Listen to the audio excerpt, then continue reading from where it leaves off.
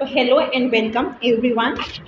स्वागत है आपका अपने YouTube channel botany assistant professor में। ठीक है, तो अब क्योंकि बॉटनी असिस्टेंट प्रोफेसर की हम तैयारी कर रहे हैं जीडीसी की, और उसके अंदर 30 नंबर का और जीएस भी आएगा। ठीक है, तो उसी की सीरीज़ में हम यहाँ पे यूपीपीसीएस जीडीसी और का जो है क्वेश्चन पेपर डिस्कस कर रहे हैं जीके का। ठीक है, और ये वैसे तो जो एग्ज़ाम है ये है 2017 का, बट ये कंडक्ट हुआ था एग्ज़ाम 2025 में। ठीक है, तो ये बहुत ज़्यादा रिलेवेंट है भाई हमारे लिए। तो चलिए आइए देखते हैं इसे। अब इसका जो इसके अंदर टोटल जो है 5 आप मान के चल सकते हैं करंट अफेयर्स दिए हुए हैं। ठीक है, तो पहला क्वेश्चन करंट अफेयर का है, तो इसे तो हम रहने देते हैं, आगे से क्वेश्चन नंबर 2 भी करंट अफेयर का है कि in which city of Uttar Pradesh was the international bird festival organised in the February 2025।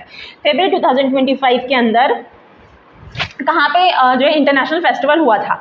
अब यहाँ से हमें एक चीज़ क्या देखने की है कि ये हुआ था 7वें महीने में 2025 के ये पेपर हुआ था। ठीक है, और ये बात कर रहा है फरवरी की जो है ये न्यूज़ पूछ रहा है, मतलब नंबर 2 के महीने की। ठीक है, तो ये मतलब 5 महीने पहले की जो न्यूज़ है वो पूछ रहा है।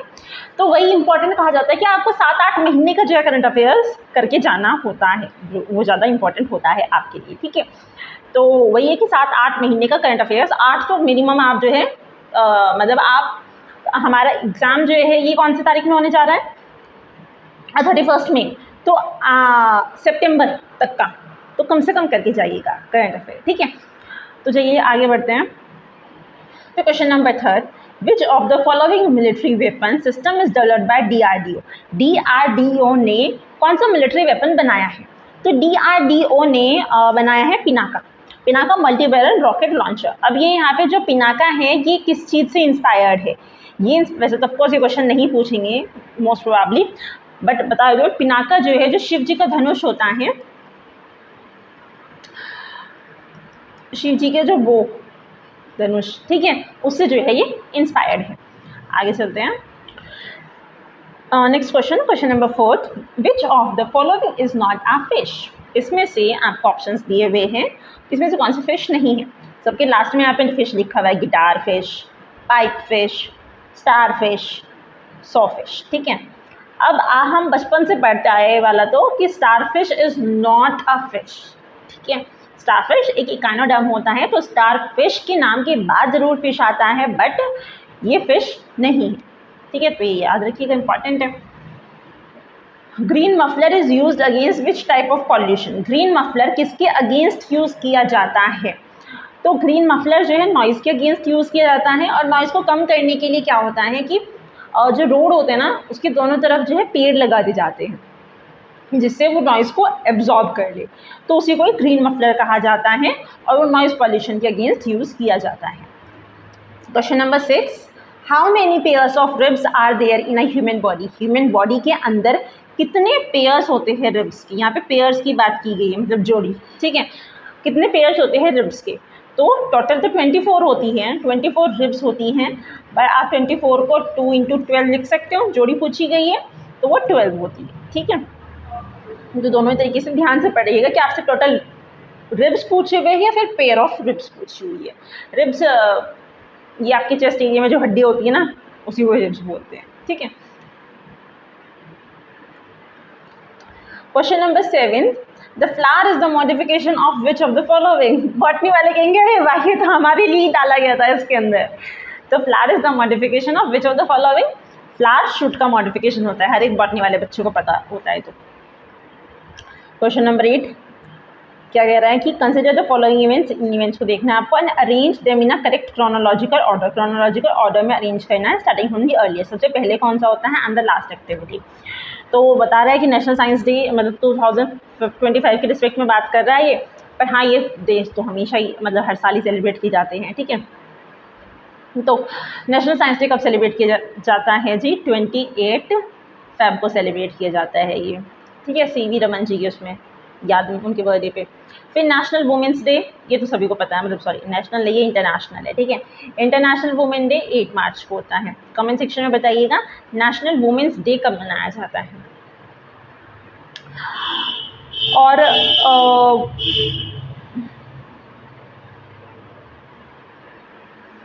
वर्ल्ड सोशल जस्टिस कब मनाया जाता है? 20 फरवरी को। और यूनाइटेड नेशन वर्ल्ड वाइड ये मनाया जाता है जी यूएन का वर्ल्ड लाइफ डे 3 मार्च को। ठीक है, तो अब इसे अरेंज कर देते हैं। ठीक है, सबसे पहले क्या आएगा? National science. सबसे पहले आया है ये world justice day. World justice day सबसे पहले आया हुआ है, मतलब 3 सबसे पहले इसके अंदर है, बी के अंदर। फिर आता है अपना नेशनल साइंस डे 28 फेब को, ये आ गया फर्स्ट, देन 3 मार्च और ये। ठीक है, तो एक बार और देख लिया जाए। सबसे पहले क्या आता है, मतलब जो इसमें दिया हुआ है लिस्ट में यहाँ पे, 28 फेब को क्या सेलिब्रेट किया जाता है? World day of social justice. 28 Feb को नेशनल साइंस डे, और 3 मार्च को यूएन वर्ल्ड लाइफ डे, और 8 मार्च को इंटरनेशनल वुमेंस डे। और कमेंट सेक्शन में आपको ये बताना है कि नेशनल वुमेंस डे कब मनाया जाता है। आगे चलते चलो। Question number 9, which of the following page not correctly matched. आपको ये बताना है कौन सी सही नहीं है। ठीक है, तो गिरनार, मतलब ये यहाँ पे इंस्क्रिप्शन है, जिन्होंने इंस्क्रिप्शन बनवाए हुए और किस रूलर ने किस इंस्क्रिप्शन को बनवाया है वो उसके सामने लिखा है। ठीक है, तो गिरनार इंस्क्रिप्शन रुद्रदामन ने बनाया है, रुद्रदामन 1, सही बात है। भितारी पुलकेशिन ने नहीं बनवाया, भितारी बनवाया था जी किसने? जल्दी बताइए। तो भितारी किसने बनाया था? स्कंदगुप्त। ठीक है, और हाथी गुम्फा खरेवेला ने बनाया, और नासिक जो है ये गौतमीपुत्र ने ही बनाया है। ठीक है, गौतमीपुत्र सतकर्णी। आगे चलते हैं, पहले से एक बार रिवाइज कर लिया जाए। गिरनार रुद्रदामन ने बनाया, रुद्रदामन 1। भितारी स्कंदगुप्त ने बनाया है। ठीक है, हाथी गुम्फा खरेवेला ने बनाया है, और नासिक की जो इंस्क्रिप्शन है वो गौतमीपुत्र सतकर्णी ने बनाया है। ठीक है, तो the Selenix, question number 10 current affair से है। Selenix bilateral naval exercise was held between India and which country. तो ये इंडिया और श्रीलंका के बीच में हुआ था। ठीक है, श्रीलंका और इंडिया के बीच में ही हुआ था। बाकी ये करंट अफेयर का मतलब उस टाइम पे करंट अफेयर का था। Question number 11, match list 1, list 2 को मैच करना है आपको। ठीक है, ये गार्डन्स दिए हुए आपको, और लिस्ट 2 के अंदर जो आपको प्लेसेस दी हुई है, तो आपको ना मैच करवाना है। निशात बाग, अभी निशात बाग कहाँ पे है? निशात बाग है कश्मीर में। आप ऐसे याद रख सकते हैं, अब तो कश्मीर शांत रहता है, लेकिन पहले कश्मीर जो है शांत नहीं रहता था, तो निशांत कश्मीर के अंदर है। ठीक है, फिर है शालीमार बाग। शालीमार बाग जो है ये लाहौर के अंदर है। और पिंजौर गार्डन जो है ये कालका के पास में है। और आराम बाग आगरा के अंदर है। तो होता ना कि आपने पूरा शहर पूरी दुनिया घूम ली, लेकिन आराम तो अपने शहर में आगे मिलता है। अब चलो ठीक है, आगरा हम यूपी वालों का शहर नहीं, लेकिन हमारा उत्तर प्रदेश तो है भाई। ठीक है, तो आराम का बाग कहाँ पे है? आगरा के अंदर है। पिंजौर गार्डन कालका के पास में है। शालीमार लाहौर के पास में, और निशात बाग कश्मीर के पास में है। अब कॉर्ड्स मैच करवा लिए जाए। चलो ये तो समझ आ गया ना, आगे चलते हैं। क्वेश्चन नंबर 12, ये भी वैसे तो करंट से ही रिलेटेड था, बट देखते हैं। Which country has abolish the death penalty in January 2025। कि जनवरी 2025 में किस कंट्री ने डेथ पेनल्टी को अबॉलिश कर दिया था? वो देश जिम्बाब्वे ने अबॉलिश कर दी है डेथ पेनल्टी 2025 के अंदर। Question number 13, which one of the following places not situated in the red fort of Delhi. Delhi के अंदर जो रेड फोर्ट है उसके अंदर इनमें से कोई 3 चीज़ है, एक नहीं है। तो मोती मस्जिद भी है, रंग महल भी है, और हीरा महल भी है रेड फोर्ट के अंदर। शीश महल रंग महल में नहीं है। शीश महल जो है ये लाहौर के अंदर, आपने कौन सा बाग पढ़ा अभी लाहौर के अंदर? शालीमार बाग है ना। तो ये शालीमार बाग के अंदर बनवाया था शीश महल। ठीक है, उसके अलावा मोती मस्जिद जो है ये रेड फोर्ट के अंदर भी है। रेड फोर्ट के अंदर बनवाई थी ये औरंगजेब ने, अगर आप रेड फोर्ट की बात कर रहे हैं, रेड फोर्ट। ठीक है, और अगर आप मोती मस्जिद की ही बात कर रहे हैं, मोती मस्जिद इन कहाँ पे? आगरा के अंदर। ठीक है, तो आगरा में मोती मस्जिद किसने बनवाई थी? वो बनवाई थी शाहजहां। ठीक, आगे चला जाए। Question number 14, which of the following pair is correctly matched, इसमें से कौन सा जो है करेक्टली मैच्ड है वो आपसे पूछा गया है। तो Gokul builder of a Kumbhar fort, Kumbhar fort को बनाने वाले गोकुल जी नहीं थे, कुंभर फोर्ट को बनाने वाले थे सूरजमल, सूरजमल, ठीक। चूड़ामन, चूड़ामन ने जो है बिल्डर ऑफ थीम्स फोर्ट बनाया था, ये चीज़ सही है। तो आप ऐसे याद रख सकते हैं कि चूड़ा चूड़ा जोड़ करके थीम फोर्ट को बनाया गया था, ठीक है। चूड़ा चूड़ा जोड़ करके एक थीम बनाई गई थी चूड़े से, और फिर जो उसका एक फोर्ट बना दिया गया। तो चूड़ामन थीम फोर्ट। बदन सिंह प्लाटो ऑफ जाट्स, तो यहाँ पे ना इन्होंने उल्टा कर दिया, सूरजमल को कहा जाता था प्लाटो ऑफ जाट्स, और सूरजमल के पास में जो था वो टाइटल था, सॉरी बदन सिंह के पास में टाइटल था title of Raja and Mahendra का, ठीक है। तो गोकुल मतलब सूरजमल ने के पास में क्या था, सूरजमल प्लाट ऑफ जाट्स कहा जाते थे, और बिल्डर ऑफ कुंभर फोर्ट था। फिर चूड़ामन क्या था, बिल्डर ऑफ थीम्स फोर्ट थे, और बदन सिंह ये इनके पास में टाइटल था टाइटल ऑफ राजा और महेंद्र का, ठीक है। तो टाइटल बदन सिंह के पास में टाइटल था राजा और महेंद्र का, सूरजमल प्लाट ऑफ जाट्स और बिल्डर ऑफ कुंभर फोर्ट, और चूरा चूरा जोड़ करके चूड़ामन ने जो है यहाँ पे थीम्स फोर्ट रेडी कर दिया था। Question number 15, the founder of Indian association was, Indian association के फाउंडर कौन है। तो इंडियन एसोसिएशन के फाउंडर सुरेंद्र नाथ बैनर्जी है, और इनकी साथ में कौन था जिसने वो किया था, सुरेंद्र नाथ बैनर्जी, और साथ में कौन थे, आनंद मोहन बोस। इन्होंने मिलकर के इंडियन एसोसिएशन की स्थापना की थी, या फिर आप भारत सभा भी बोल सकते हैं ऐसे। और कब की थी इन्होंने, ये 1875 से अगला साल 76 में, ठीक है। कौन थे, सुरेंद्र नाथ बैनर्जी और आनंद मोहन बोस, और किसकी की थी इन्होंने, इंडियन एसोसिएशन की स्थापना की थी। अब एक चीज़ क्या है कि ये बात किसकी करते थे, इसके अंदर ये लोकल सेल्फ गवर्नमेंट की बातें किया करते थे यहाँ। Question number 16, how many parameters are considered for estimating the global gender gap index of world economic forum, कौन से बना देता है इसे, रिलीज करता है world economic forum.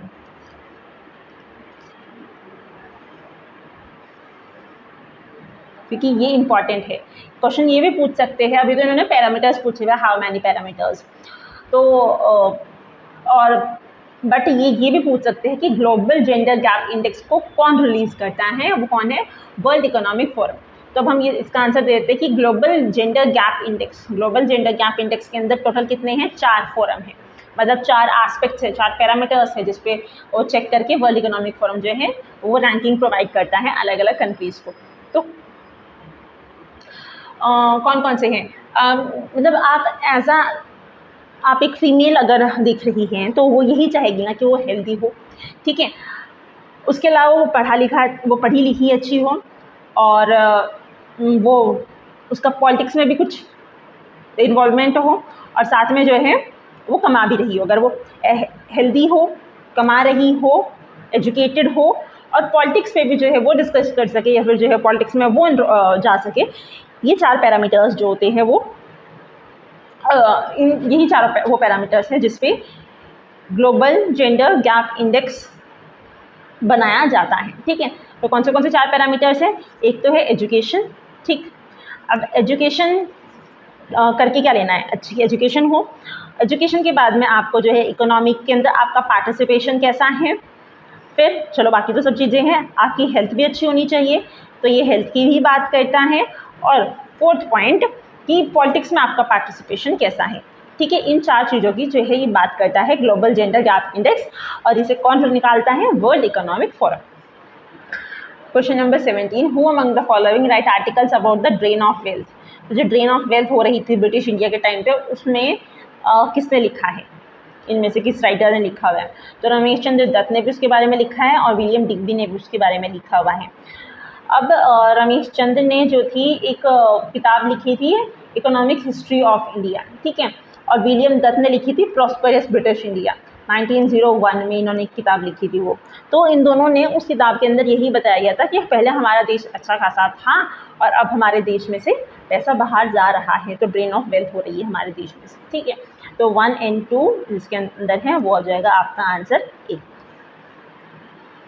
Question number 18, which district in the state of Uttar Pradesh has contributed the highest state gross domestic product in the year 2024-25। Specific current affair का question था, तो पर ये इसीलिए है कि हाँ आपको जो है करंट अफेयर्स भी पढ़ के जाने हैं, स्पेसिफिकली बजट और ये जो सर्वे होता है, ठीक है, ये भी आपको पढ़ के जाना है।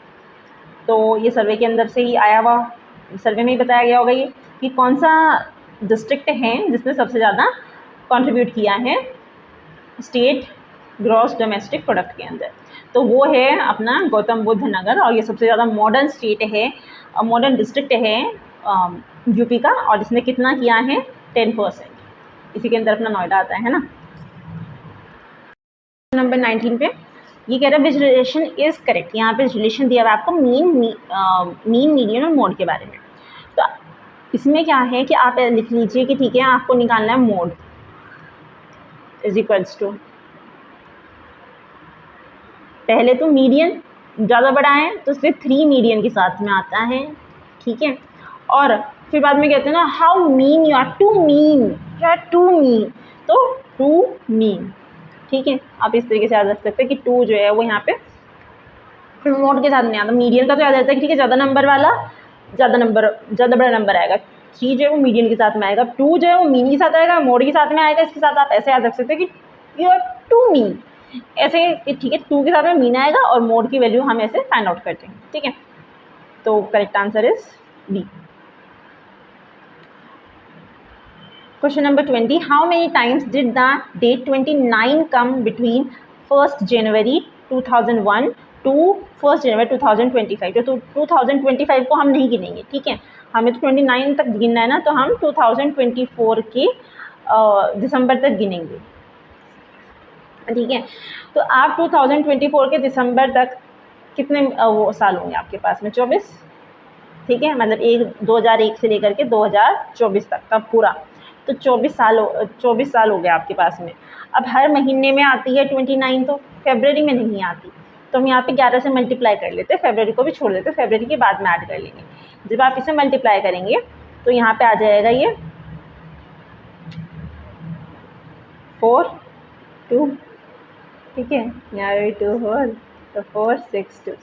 अब 264 के अंदर क्या करिए आप, अब इसमें सबसे पहले देखते हैं कि कितने लीप ईयर्स आए होंगे, क्योंकि लीप ईयर में 29 आएगा, तो 2001 के बाद कब आएगा लीप ईयर, 2004 में, फिर 2008 में, 2000 क्योंकि हर 12 साल बाद आता है, 16 में, 20 और फिर 24 में। यह आए 1 2 3 4 5 6 6 साल आए हैं, तो इसके अंदर आप 6 ऐड कर दीजिए,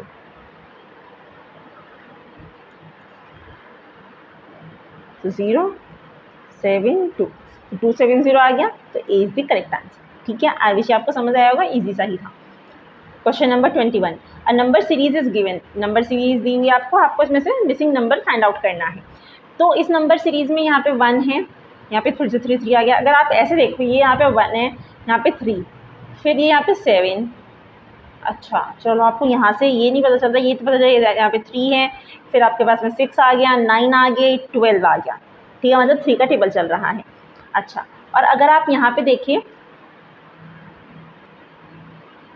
इससे इसमें अंतर कितने का है, 2 का, फिर यहाँ से यहाँ पे 4 का अंतर आ गया। अब तो यहाँ से यहाँ में चाहिए 7 से इस वाले डिजिट में आप 8 का अंतर कर दो, तो 7 में, अच्छा चलो ठीक है, फिर तो हम दोनों काम करके देख सकते हैं कि 2 ऐड हो रहे हैं या 8 ऐड हो, मतलब डबल हो रहा है उसका सीधा। तो अगर आप 7 में 8 ऐड कर लेते हो तो आ जाएगा आपके पास में 15। अब 15 में फिर यहाँ पे उस हिसाब से 16 ऐड होने चाहिए, 8 का 8 डबल हो के 16, तो ये तो नहीं आ रहा, इतना बड़ा नंबर नहीं आ रहा, तो इसमें हम इसे यहाँ पे 6 ऐड करके देख लेते हैं। यहाँ पे आई विश आपको समझ आ रहा होगा मैं क्या कहना चाह रही हूँ। इस वाले को हटाते हैं, सिर्फ इसी को रखते हैं। अब हम यहाँ पे 2 था, इससे इस वाले नंबर में हम 6 ऐड करके देख लेते हैं, तो 7 और 6 13। अब 13 के बाद क्योंकि ये वाला नंबर आएगा ना, उसके बाद यहाँ पे 8 ऐड कर लेते हैं,